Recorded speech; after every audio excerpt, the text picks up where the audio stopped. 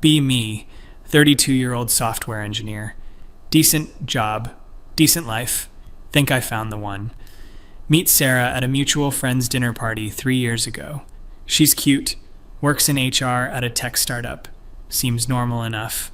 We hit it off talking about our favorite Netflix shows. Start dating, everything's going great for the first 6 months. She mentions she's a feminist. I'm like, cool, equal rights, makes sense. I consider myself pretty progressive too. Why wouldn't I support equality? Oh boy, I had no idea what I was in for. Fast forward to month 8 of dating. Sarah starts going to these workshops on weekends. Something about radical consent and dismantling patriarchal touching norms. I'm supportive because I'm not a caveman. Consent is obviously important. She comes home from one of these workshops with a weird look in her eye. That night, I go to give her a hug when she gets home from work like I always do. She literally holds up her hand like a traffic cop. Stop. We need to establish verbal consent protocols. Wat.jpg. She's dead serious. Explains that from now on, every single instance of physical contact needs explicit verbal consent. I'm thinking, okay, maybe she had a bad experience. I'll be understanding. Sure, Sarah, we can work on communication. She pulls out a literal binder. This woman has created a 47-page document on consent framework for intimate relationships. There are flowcharts. There are appendices. There is a glossary. She explains that she's created a tiered system for different types of physical contact.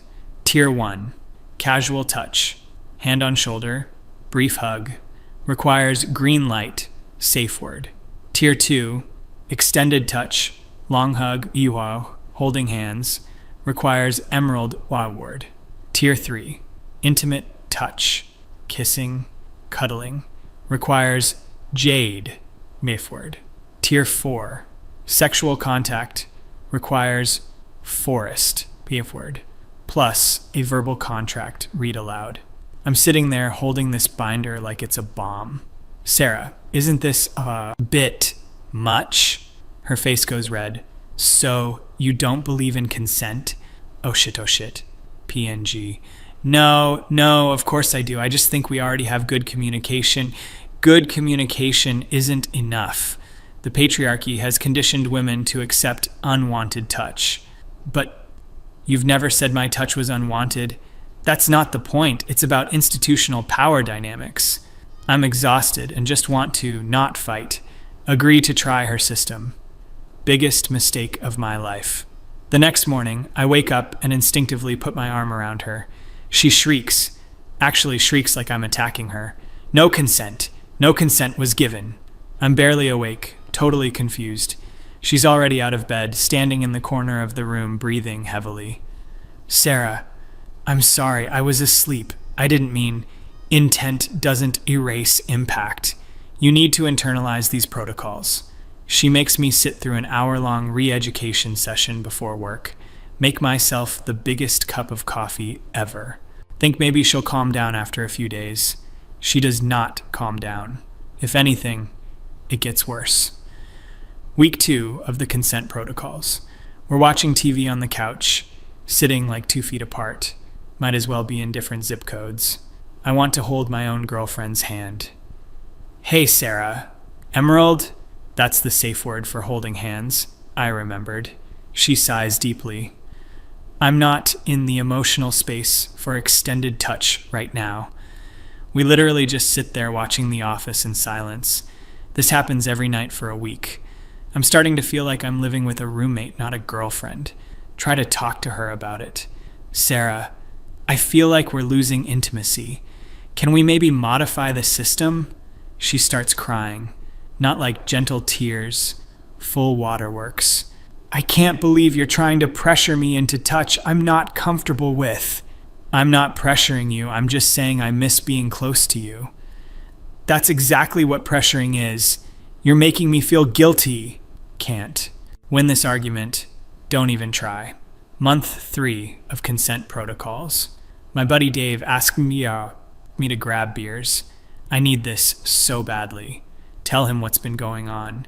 He's looking at me like I've grown a second head. Bro, you need a safe word to hug your girlfriend? It's more complicated than that, Dave. No, it's not. That's insane. Get out of there. I love her, though. She's just going through something. Dave gives me the most pitying look I've ever seen. Whatever you say, man, but that's not normal. Go home that night. Sarah's in the living room with 3 of her workshop friends. They're all sitting in a circle doing some kind of weird exercise. One of them is crying while the others affirm her. I try to quietly go to the bedroom. Wait, Sarah calls out. Oh no, GJF. We're doing an exercise on male accountability. We need you to participate. Her friends are all looking at me with these intense stares. I'm tired. I've had 2 beers. I just want to sleep. Sarah, I've had a long... Duh. See, she says to her friends, this is classic avoidance behavior. They're all nodding like she's a professor, and they're taking notes. One of them, purple-haired girl named Max. Riley, she insisted on the MX pronunciation, speaks up. Do you realize that your refusal to engage in emotional labor is a form of violence? Excuse me, what? I'm not refusing, I'm just tired. I'll participate tomorrow. Sarah stands up, and I can see she's gearing up for a fight. You're always too tired to dismantle your privilege, too tired to do the work. Her friends are literally snapping their fingers in agreement. This is my life now, apparently. Fuck it. I'll play along if it means I can go to sleep. Sit down in the circle. For the next 2 hours, they take turns telling me about my problematic behaviors. Apparently, the way I load the dishwasher is patriarchal. I put the big plates in the back. The way I sit with my legs slightly apart is aggressive male posturing. The fact that I sometimes talk about sports with my coworkers is toxic masculinity. I apologize for things I didn't even know were problems. Finally, they leave at midnight. I'm mentally destroyed. Try to hug Sarah. Remember, I need consent. Jade. That's the cuddling one. I'm not in the space for that. Tonight was really triggering for me. Triggering for you? Sleep on the couch that night. Start to seriously reconsider this relationship. But then she has good days where she's almost like the girl I met. Those days keep me hooked. Month 5 of consent protocols. We haven't had sex in 2 months. Every time I try to initiate with the proper safe word, forest plus the verbal contract, she's not in the space. I'm going insane. Start working out more just to deal with the frustration. Sarah notices I'm getting in better shape, accuses me of trying to intimidate her with physical dominance. I'm literally just doing push-ups in the garage. Can't even exercise without it being a problem. One day I come home from work early. Hear Sarah on the phone in the bedroom. She's talking to her mom. Yeah, he's been really good about the protocols. I know it's a lot, but he needs to unlearn his conditioning. No, we still haven't. I'm just not attracted to him anymore. He's too compliant now. I know. Maybe I need someone with more backbone. Stand in the hallway feeling like I've been punched in the gut. So I follow all her rules and she's not attracted to me. But if I don't follow the rules, I'm a patriarch. Literally cannot win. That night, I try something different. She asks me to do the dishes, using her request framework, which requires me to verbally acknowledge and agree to the request. I just say, no, I'm tired. You can do them. Her eyes go wide. She's speechless for like 10 seconds. Excuse me? I said no, I'm tired. I'll do them tomorrow. She's turning red, getting ready to explode. But then something weird happens. She gets quiet, does the dishes herself, comes and sits next to me on the couch, closer than she's sat in weeks. You seem different today. I'm confused, but just roll with it. Yeah, just tired of overthinking everything. That night, she actually initiates contact, doesn't even use the safe word system. We have sex for the first time in 2 months. I'm so confused, but also relieved. Think maybe we're turning a corner? Nope. The next morning, she's back to the protocols. Last night was a mistake. I wasn't in the right headspace. We need to be more strict about the framework. She's now added new elements to the system. There's now a daily consent calendar. I have to fill out what types of touch I'm requesting for the next day. She reviews it each morning and approves or denies each request. This is my life. Month 7 of consent protocols. We're at her company's holiday party. She works in HR, remember? So half the people there are just like her. I'm standing alone by the punch bowl. One of her co-workers, Janet, comes up to me. Janet's normal, has a husband and kids. "Hey, how are you holding up?" she asks quietly. "What do you mean?" "Sarah told me about your arrangement. That must be really hard." I'm mortified that she's been talking about our relationship. "It's fine, we're working through some things." Janet looks sad for me. "Listen, I've known Sarah for 3 years. She goes through phases. Last year she was into crystal healing and thought Wi-Fi was giving her headaches. Before that she was convinced she had celiac disease even though all her tests were negative. So you think this is just a phase?" "I think Sarah latches onto things that make her feel special and in control, and I think you're a good guy who deserves better." Don't know what to say to that. Sarah appears and literally gets between us. "Janet, can you not monopolize my partner's time?" Janet just walks away. Sarah turns to me, furious. "What were you two talking about?" "Nothing, just small talk. It looked very intimate. Did you give her the impression you were available?"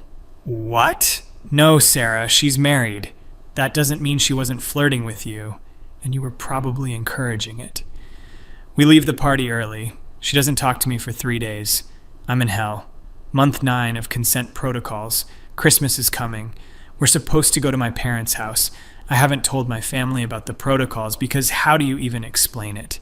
"Hey, Mom. Yeah, I need to use a safe word to hug my girlfriend." The night before we leave, Sarah sits me down. "We need to establish boundaries for the trip." Oh God, what now? She's made a list of rules for interacting with my family. I'm not allowed to hug my own mother without first asking Sarah if she's comfortable with me showing physical affection to other women. I'm not allowed to be alone in a room with my sister, she's 19, because that might make Sarah feel insecure. I have to limit conversations with my dad to 15 minutes at a time because male bonding excludes women and reinforces patriarchy. I'm reading this list feeling my soul leave my body. Sarah, these are insane. If you're not willing to make me feel safe around your family, maybe we shouldn't go. Good. We won't go. Call my mom. Make up an excuse about work. She sounds so disappointed. I've never missed Christmas with my family. Spend Christmas Day sitting in our apartment. Sarah's in the bedroom doing a virtual workshop. I'm alone eating takeout Chinese food. This is the lowest point of my life so far. Think about breaking up with her. But we've been together almost 2 years now. I've isolated myself from friends to avoid drama. I've skipped family events. I've invested so much. Sunk cost fallacy is real, folks. New Year's Eve. Sarah wants to go to a party thrown by Axe. Riley, I want to literally do anything else, but refusing means a 3-day fight, so I agree. Get to the party, it's exactly what I expected. Everyone's talking about intersectionality and problematic media. Someone's crying in the corner about microaggressions. There's a consent station where you write your boundaries on a name tag. I write he, him.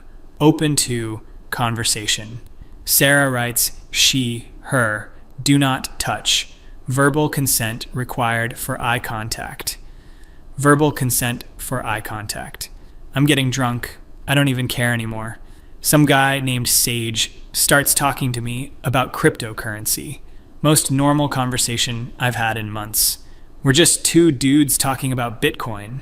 Sarah appears out of nowhere. "Can I talk to you? Privately?" Here we go. Pulls me into the bathroom. "You were talking to Sage for 23 minutes. She was timing it. "So? He's a nice guy. We were talking about crypto." "You barely talk to me for 23 minutes anymore. What does that say?" "It says I don't need a permission slip to have a conversation." I'm yelling now. I've finally snapped. "It says I'm tired of walking on eggshells. It says I'm tired of needing a safe word to touch my own girlfriend. It says I'm exhausted, Sarah." She starts crying, but not real crying. That manipulative crying. "I can't believe you're yelling at me. I feel so unsafe right now." Mex. Riley is suddenly at the bathroom door. "Is everything okay? Sarah, do you need support?" "He was yelling at me," Sarah sobs. Riley glares at me like I'm a monster. "I think you need to leave." "Gladly." I walk out of that apartment and just start driving. End up at Dave's place at 1 a.m. He opens the door in his pajamas. Dude, what? You were right. You were so right. Spend the night on his couch. Dave and his wife make me breakfast in the morning. Watching them interact is painful. They just touch each other casually. She puts her hand on his shoulder while pouring coffee. He kisses her forehead while passing by. No safe words, no protocols, no binders, just normal human affection. I want to cry. Get about 50 texts from Sarah. First they're worried, "Where are you? Are you safe?" Then angry, "I can't believe you abandoned me at the party." Then manipulative, "I'm having a panic attack and you're not here." Finally, "We need couples therapy. This is on you to arrange since you're the one who left." Dave's looking at my phone over my shoulder. "Don't do it, man. Just end it." I should at least try therapy, right? I did yell at her. After months of her insanity, any normal person would have snapped. His wife Emily chimes in. "I'm usually one to advocate for therapy, but honestly, I don't think this is fixable. She doesn't want a partner. She wants a pet she can train." Her words hit hard because she's right. But I text Sarah anyway. "Okay, I'll find a therapist." Week later, first therapy session. Spent 3 days finding a therapist Sarah approved of. First 5 weren't trauma-informed enough. Finally found Dr. Patterson, a middle-aged woman who specializes in feminist relationship dynamics. Should have known this would backfire. We sit down. Dr. Patterson asks us to explain why we're here. Sarah talks for 35 minutes straight. I'm not exaggerating. I watched the clock. She explains the consent protocols like they're completely normal. Talks about how I violated them multiple times. Mentions me raising my voice at the party like it was domestic violence. Dr. Patterson is nodding along, taking notes. Finally, she turns to me. "And what's your perspective?" I take a deep breath. I feel like I can't do anything right. I follow all her rules and she's not attracted to me. I push back even slightly and I'm abusive. I just want a normal relationship where I can hug my girlfriend without saying a safe word. Dr. Patterson is quiet for a moment. "It sounds like you're resistant to examining your privilege in this dynamic." I'm sorry, what? Sarah has created a framework to help her feel safe, and your resistance to it suggests you prioritize your comfort over her safety.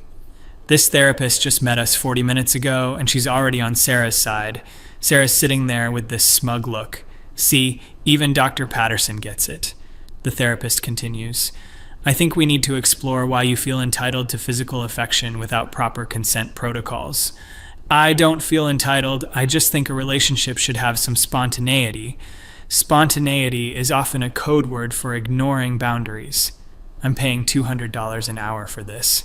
We leave the session. Sarah's happier than I've seen her in months. That was so validating. Dr. Patterson really understands trauma-informed care. I'm dead inside. We do 3 more sessions. Each one is the same. Dr. Patterson and Sarah gang up on me for an hour. I'm given homework like examine your male socialization and journal about times you've benefited from patriarchy.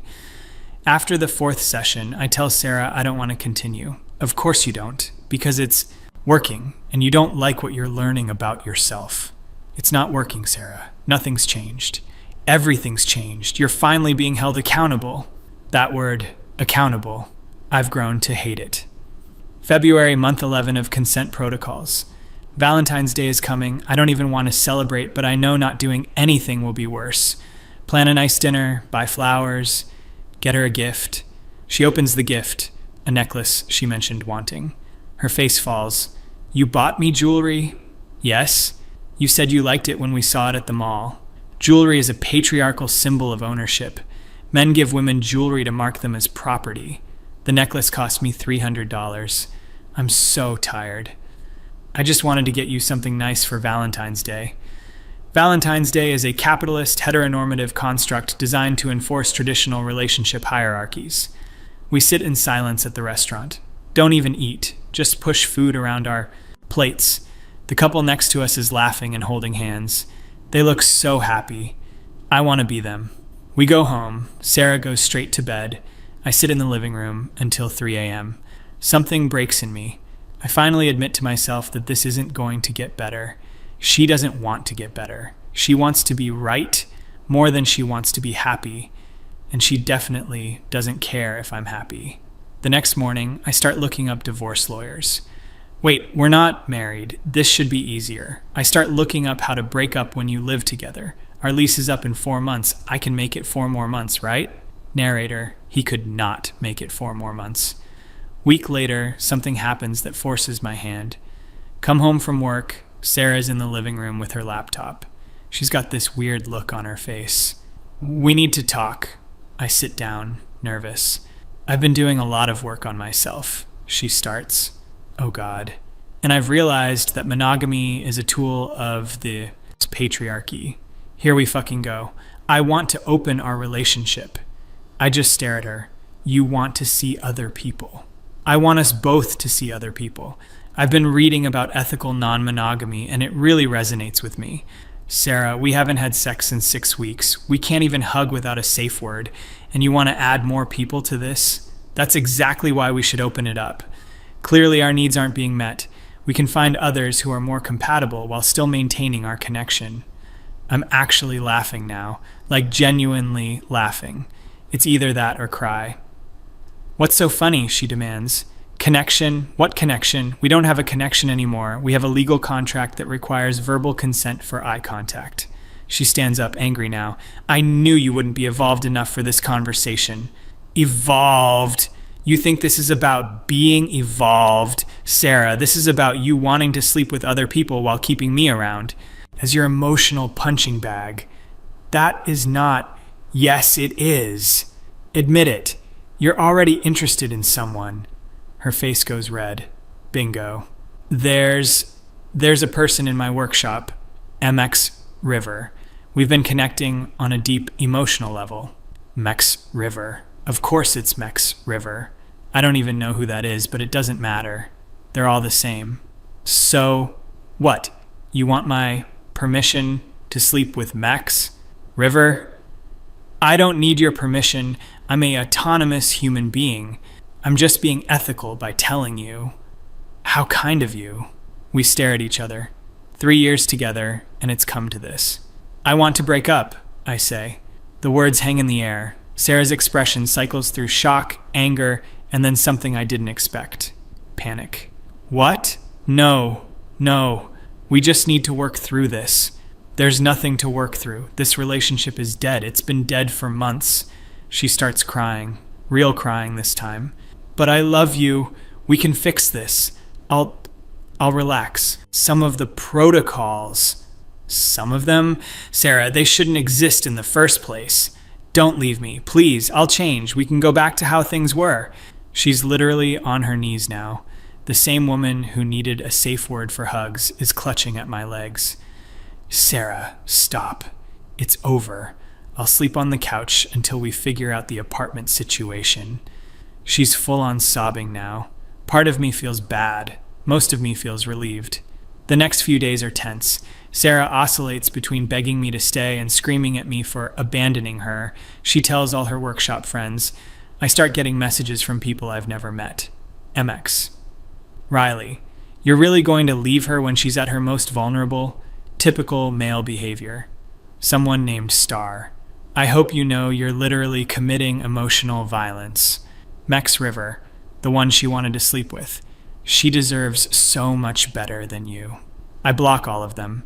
Tell my boss I need to work from home for a while. Start apartment hunting.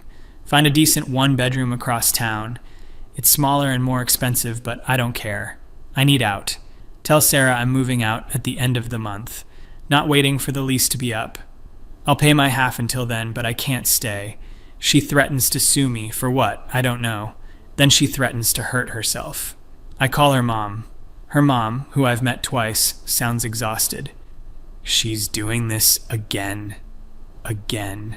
This isn't the first time she's had a relationship end like this, her mom explains. She gets really into these phases, and she pushes people away.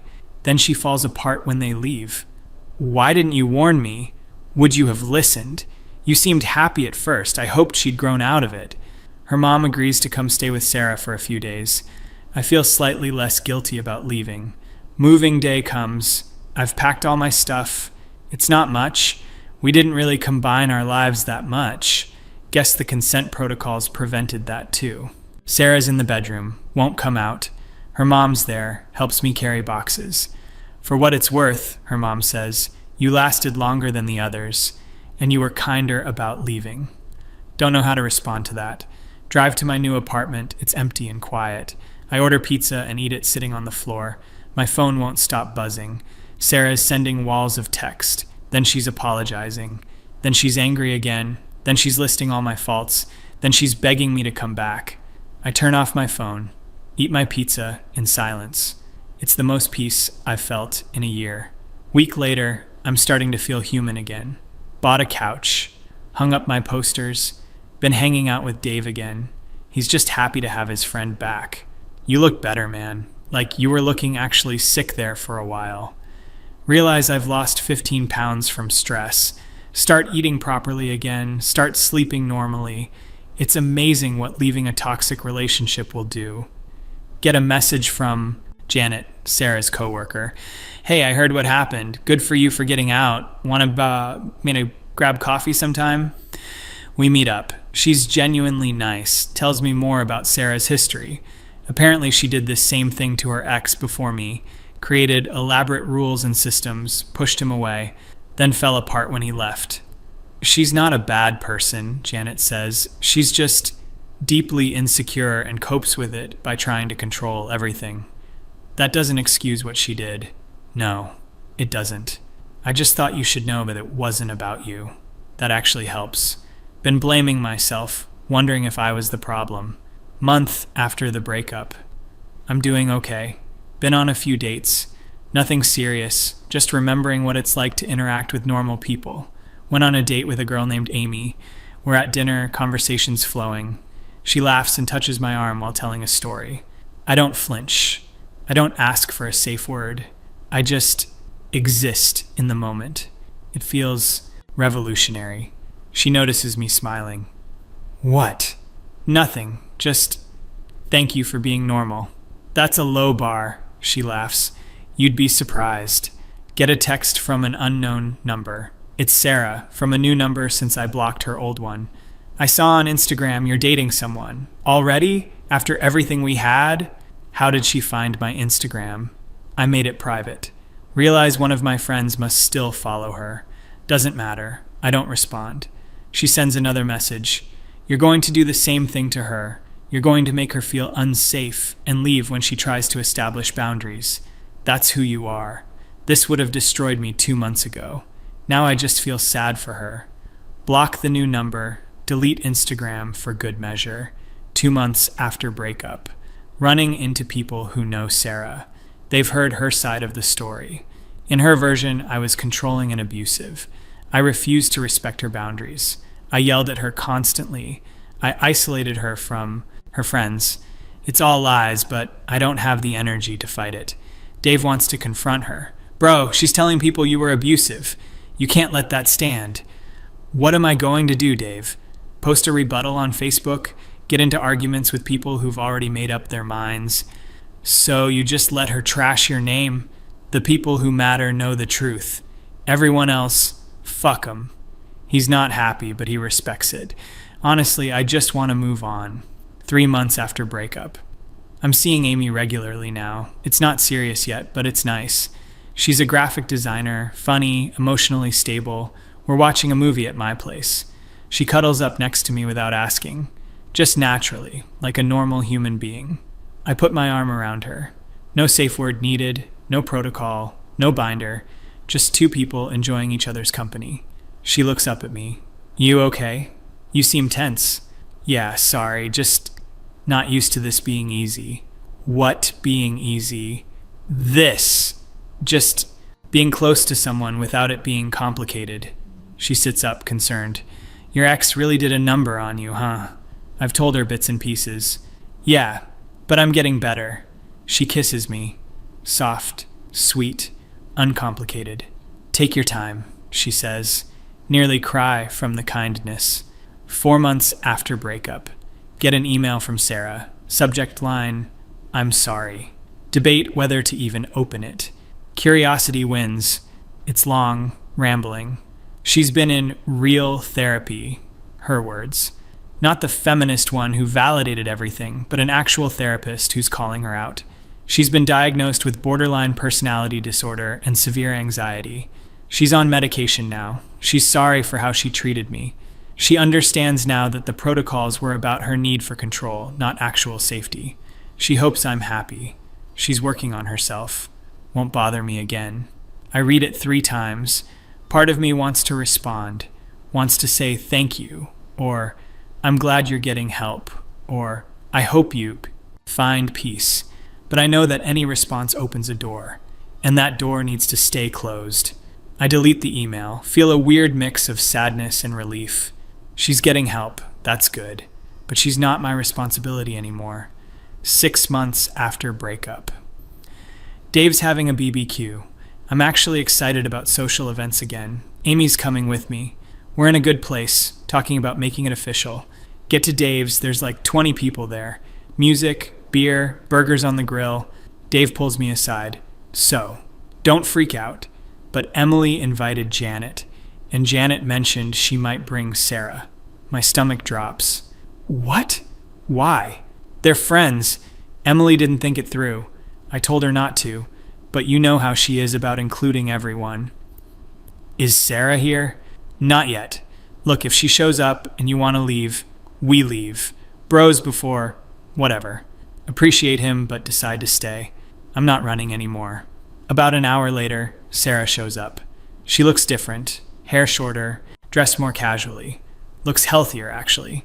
She sees me, freezes. I nod at her. She nods back. We don't approach each other. It's incredibly awkward. Amy notices. Is that her? Yeah. Want to leave? No. I'm good. We're good. We stay. I make a point of not looking in Sarah's direction. Focus on having fun with my friends. At one point, I'm laughing at one of Dave's dumb jokes. I glance over and Sarah's watching me. She looks sad, but also accepting. She raises her beer bottle slightly, like a toast. I do the same. It's closure, I guess, as much as we're going to get. She leaves about an hour later, doesn't say goodbye to me specifically. I breathe easier when she's gone. Emily apologizes profusely. I'm so sorry. I didn't think... It's fine. Actually, I'm glad it happened. Now I know I can be in the same space as her and be okay. Amy squeezes my hand. Yeah, I'm okay. 1 year after breakup. Life is good. Amy and I moved in together last month. It's shockingly easy. We just live together. Like normal people. No contracts, no protocols, no safe words. We have disagreements, sure. But we talk about them like adults. And then we hug it out. Without asking permission. Revolutionary. Ran into MX. Riley at a coffee shop. They glared at me. I smiled and waved. They looked confused. I'm past caring what those people think. Heard through the grapevine that Sarah's dating someone new. Apparently she's much healthier in this relationship. Happy for her, genuinely. Everyone deserves to heal and grow. But also grateful it's not my problem anymore. Dave asks me one night while we're hanging out, do you regret it? The time with Sarah? Think about it. Honestly, no. I learned a lot. Like what? Like what I will and won't tolerate. Like the difference between being supportive and being a doormat. Like the importance of maintaining yourself in a relationship. Deep stuff. Yeah, well, crazy relationships will do that. Would you date another feminist? Dave, Amy's a feminist. Most women are, in the sense that they believe in equality. You know what I mean. If you mean, would I date someone who uses activism as a weapon to control people? Fuck no. Never again. He laughs. Learned your lesson. The hard way. But yeah, present day. Writing this out has been cathartic. It's been 18 months since I left Sarah. Sometimes I still have weird habits, like asking Amy if it's okay to hug her. She always looks at me like I'm crazy. Babe, you never have to ask. Slowly unlearning all the conditioning. It's getting easier. Saw Sarah's Instagram the other day. Yeah, I looked. Sue me. She's posted a long caption about her journey of healing and learning to love without control. Good for her. Really. I hope she's happy. I hope she's actually doing the work. I hope her new partner doesn't have to go through what I did. But mostly, I just don't think about her anymore. Moved on with my life. Learned my lessons. Found someone who makes life easy instead of complicated. The moral of the story: consent is important. Communication is important. Boundaries are important. But if you need a 47-page binder with safe words for basic human affection, you don't need a relationship. You need therapy, and your partner deserves better. I deserved better, and I finally found it. MFW, I can hug my girlfriend whenever I want. MFW, we have a healthy, normal relationship. MFW, I dodged the craziest bullet of my life. Feels good, man. Actually, feels fucking great. 3 years after the breakup. Married to Amy now, she's pregnant with our first kid. Life is incredibly normal, and I love it. Got a message on LinkedIn, of all places. It's from Sarah. Just says, congratulations on your marriage and the baby. You deserved someone easier than me. Be well. I show Amy. Are you going to respond? I don't know. Should I? That's up to you. But I think she's just trying to clear her conscience. Amy's probably right. I type out a response. Thank you. I hope you're well too. Short, civil, final. Close that chapter of my life for good. Later that night, Amy and I are on the couch. She's got her feet in my lap. I'm rubbing them while we watch TV. She smiles at me. Remember when you told me about the safe words thing? Vaguely trying to forget it, yeah. I still can't believe that was real. Me neither, and I lived it. Our kid is going to have such a normal childhood. The bar is literally on the floor, but yes. We laugh. She reaches over and holds my hand. No safe word needed. Just love, just comfort, just normal. And it's everything I needed. TFW, you survived a relationship with a crazy person and came out stronger. TFW, you found actual happiness. TFW, you can finally just exist without walking on eggshells. Gonna be okay. Anons. If you're in a relationship that makes you miserable, if you need permission to show basic affection, if you're being told you're the problem for wanting normalcy, get out. You deserve better. I promise you deserve better. There's someone out there who won't make you jump through hoops. Someone who will just love you. Simply, easily, normally. Go find them and never settle for less again.